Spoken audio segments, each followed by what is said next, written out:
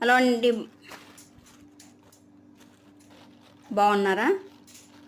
ఈరోజు Sunday special chicken curry puri. ఇది కోవేట్లో అండి, కోవేట్లో ఉన్నప్పుడు చేసినవి. డ్రైవర్కి పని మనుషులకు వేరుగా చేసుకోవాలి.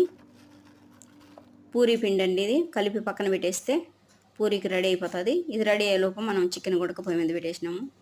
చికెన్ చేసేద్దాము. ఉల్లగడ్డలు వేసేసి, మనకేం పెద్దగా కూరగాయలు దొరకవు, కానీ మన ఇండియా కూరగాయలు పెద్దగా దొరకవు. బయట ఉండి పని చేసే వాళ్ళు అయితే తెచ్చుకుంటారు. మనం ఇంట్లో పని చేస్తుంటాం కాబట్టి మనకు పెద్దగా దొరకవు. కాబట్టి ఇంకా ఆడుండేటి మనం చేసుకోవాలి. ఉల్లగడ్డ చికెన్ వేసేసి పులుసు చేసేసి, ఇంకా పూరీలు కూడా రెడీ అయిపోయినాయండి. ఈ పని మనుషులకి ఆ కూర, ఈ పూరీలు. ఇంకా దీంట్లో కొంచెం లాస్ట్లో క్యాబేజీ కూడా ఎంచుతానండి. క్యాబేజీ కూడా ఎంచితే కొంచెం బాగుంటుంది పూరీలలో తినడానికి. ఇంకా పక్కన వచ్చేసి కోయేటోళ్ళకు భోజనాలు రెడీ చేసేద్దాం. కోయట భోజనాలు ఇదిగోండి, బియ్యం ఉడుకుతున్నాయి, రెడీ అయిపోతున్నాయి.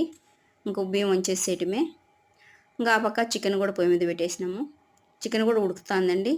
కోయేటోళ్ళకి వచ్చేసి మనలాగా చిన్న చిన్న ముక్కలు ఉంటే వాళ్ళకి తృప్తి ఉండదు, తిన్నట్టు ఉండదు. వాళ్ళకి పెద్ద పెద్ద ముక్కలు ఉండాలి. ఒక్కొక్క కోడి తినేస్తారు, సగం కోడి కాలు రెక్క ఉంది కదండి, అది మొత్తం వేసేసేయాలి. ఇది క్యాబేజీ ఫ్రై పూరీలోకి.